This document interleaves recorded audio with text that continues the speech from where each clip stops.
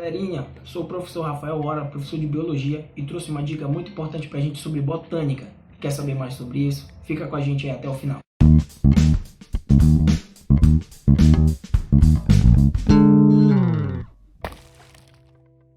A gente vai falar hoje sobre botânica, um assunto que é visto ainda como um bicho de sete cabeças pelos alunos que pretendem fazer Enem e demais vestibulares. A gente vai falar sobre a organização celular desses organismos, a gente vai falar sobre nutrição e sobre comportamento dos mesmos. Olha só, a gente vai falar sobre as grandes classes, briófitas, pteridófitas, gimnospermas e angiospermas. Começando pela organização celular desses seres vivos, eles são eucariontes, quer dizer que eles têm uma membrana conhecida como carioteca ou também conhecida como membrana nuclear. Essa membrana, ela organiza e envolve o núcleo. Então, esse indivíduo tem uma célula e tem um núcleo verdadeiro, por isso o termo utilizado é eucarionte. Além do mais, esses organismos, eles são autótrofos, tudo bem? Então, auto significa de autossuficiente, trófico de alimento. Ele é autossuficiente de alimento. Ele consegue produzir matéria orgânica a partir de componentes inorgânicos, tudo bem? A gente sabe bem que a fotossíntese não é somente o único método que os seres vivos têm de produzir matéria orgânica. Existe também a quimiossíntese, certo? Para esses organismos aí, eles são multicelulares, tá? Então, eles não têm a presença de uma única célula formando todo um indivíduo. Eles têm a composição de várias células formando o indivíduo em si. Multicelulares, ou também conhecido como pluricelulares. Além do mais, esses organismos têm tecidos verdadeiros. Tecidos verdadeiros.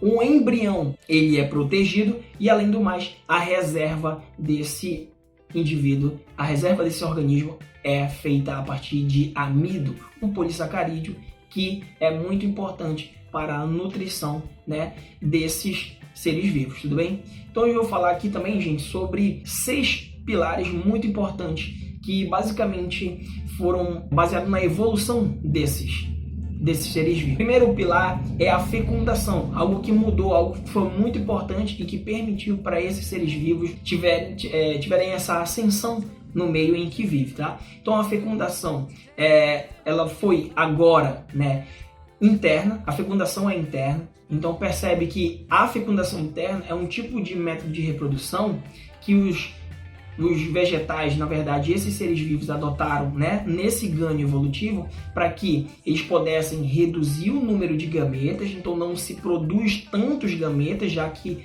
a fecundação ela não é espalhada no meio ambiente, ela já é reduzida a um espaço geográfico menor, então você, com isso, reduz o número de gametas. Outra coisa muito importante, tá? Maior chance de fecundação. Então, se você libera ali uma pequena quantidade de número de gametas dentro de um menor espaço geográfico, você aumenta as chances de fecundação que pode ocorrer aí em uma reprodução com sucesso. O segundo ponto, gente, é a presença dos vasos condutores de seiva.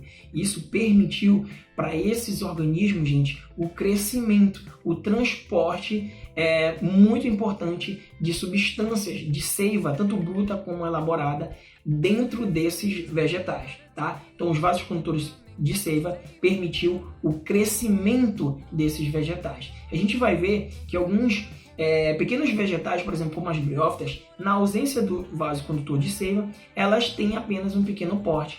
E no outro grande grupo que vai surgir posteriormente, que é as pteridófitas, eles já têm a presença do vaso condutor de seiva. Aí a gente tem o quê? O crescimento desse vegetal, a presença das samambaias, já não como pequenos musgos, mas como vegetais de médio porte, tudo bem? O terceiro pilar são a presença de semente. O que é a semente, gente? A semente é uma estrutura que protege o embrião. Muita gente pensa que a semente é o filho da planta. Na verdade, a semente ela é a estrutura que abriga o embrião, abriga algo, certo? Então, o embrião, gente, ele está dentro da semente, certo? E lá nessa semente, ela tem um conteúdo nutritivo que vai alimentar esse embrião até que ele se desenvolva as suas estruturas e ele consiga sobreviver por si próprio, tudo bem? O próximo pilar muito importante, gente, é a presença de uma estrutura conhecida como grão de pólen. Isso foi muito importante para o desenvolvimento e a ascensão de algumas espécies de vegetais que alcançaram uma grande densidão geográfica. Quando você tem, por exemplo, reprodução com a dependência da água, você tem aí pequenas espécies de vegetais que não conseguem alcançar grandes espaços geográficos, porque é algo muito limitado.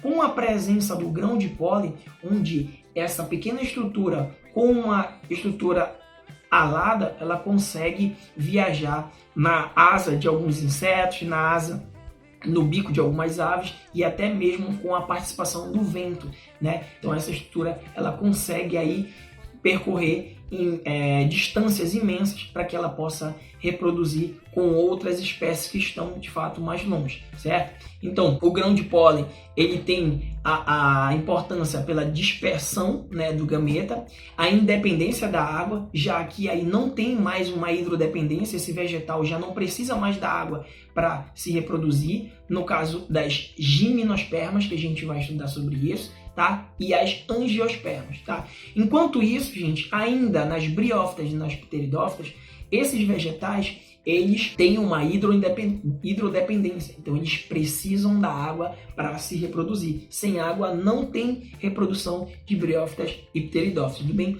O quinto pilar é a presença de uma estrutura reprodutiva visível, que a gente conhece como flor, tá? Então, a flor, gente, ela é o órgão sexual do vegetal, tá? Então, a partir dessas estruturas que a gente vai ter uma aula para a gente falar de flor, a flor, né, ela é uma estrutura que permite o vegetal, né, a produção de gametas e a troca desse material genético, tá? Tranquilo aí? O sexto pilar, gente, é a presença do fruto, uma estrutura, né, que recobre a semente, que protege a semente e que, de fato, a semente é uma outra estrutura que abriga o embrião, gente. Uma coisa muito importante aqui citar é que a coloração e o cheiro, tanto das flores quanto dos frutos, gente, eles são muito importantes para a atração dos seus polinizadores, certo? Então, alguns insetos, algumas aves e alguns outros tipos de pequenos mamíferos, eles são atraídos pela coloração das flores e pelo seu aroma. Tudo isso é feito para que o vegetal chame a atenção daquele seu polinizador e aí ele ajude no processo de reprodução. Tranquilo até aí? Quer saber mais sobre isso? Segue a página no Instagram Intensivo Redator e lá você vai acompanhar dicas de ciência da natureza, linguagem e demais disciplinas, tudo bem? Fica com a gente!